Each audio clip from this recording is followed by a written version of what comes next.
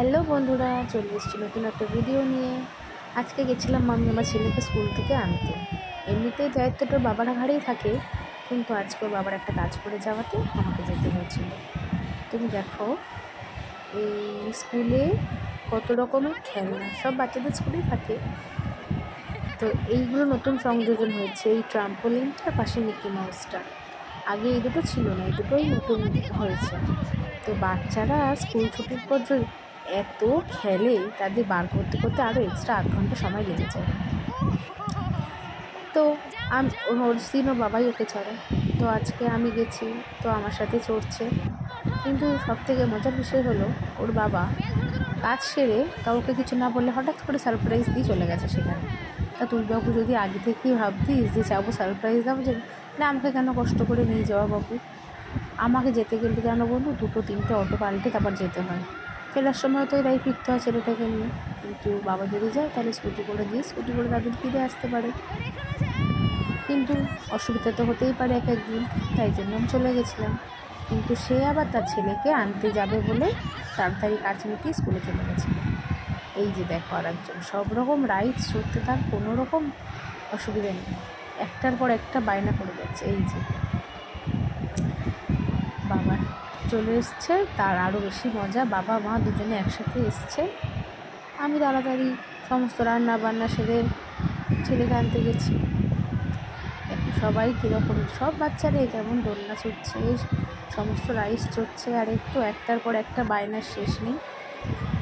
এইভাবেই স্কুল থেকে ছুটির পরে বাবা আর ছেলে মিলে সমস্ত রাইস চড়ে তারপরে বাড়ি ফেরে আজকে আমি আনতে গেছি। আমি সব রকম রাইডস সবাই চড়ছে, আমি দেখে খুশি হলাম। আমাদের ছোটোবেলার স্কুলে ছিল না, এত রাইডস ছিল না, দেখে খুব ভালো লাগছে। দেখো না বন্ধুরা, কত বড়রাও পর্যন্ত অবশেষে বেরোতে পেরেছি। এই যে আমার ছেলে স্কুল, আগেও দেখেছো আগের ব্লগে। এইবারে আমাদের বাড়ি ফেরার পালা। এই যে বাবা আর ছেলে উঠে পড়েছে গাড়িতে। বৃষ্টির জন্য রাস্তাঘাটের অবস্থা দেখো। এইবারে আমিও উঠে পড়লাম, চলে গেলাম বাড়ির উদ্দেশ্যে। বাইরে বৃষ্টি হলে হবে কি, গরম কি কম আছে? চলে এসছি বাড়িতে। এই যে আমার ছেলে দেখো, একাই সে জামা কাপড় খুলছে। এতটা বড় হয়ে গেছে, সে একাই জামা কাপড় খুলতে শিখে গেছে। এই যে একা মোজা খোলার চেষ্টা করছে। না পারলে তারপরে মায়ের কাছে সে আসবে, পারলো না সেই মাই করে দিচ্ছে। এভাবেই ওকে স্কুল থেকে আনা হয়, এনে তারপরে কিছু খেয়ে দিয়ে তারপরে ভাত খায়। তার এখন বায়না সে চকলেট খাবে। আমি বললাম চকলেট তো দেবই, কিন্তু আগে এই খাবারটা খেয়ে নিতে হবে। তার আগে জামা কাপড় খুলে দিই, একটুখানি রেস্ট করুক। ভিডিওটা ভালো লাগলে একটা লাইক করে দিও, কেমন লাগলো কমেন্টে জানিও, চ্যানেলটা সাবস্ক্রাইব করে দিও। Thank you.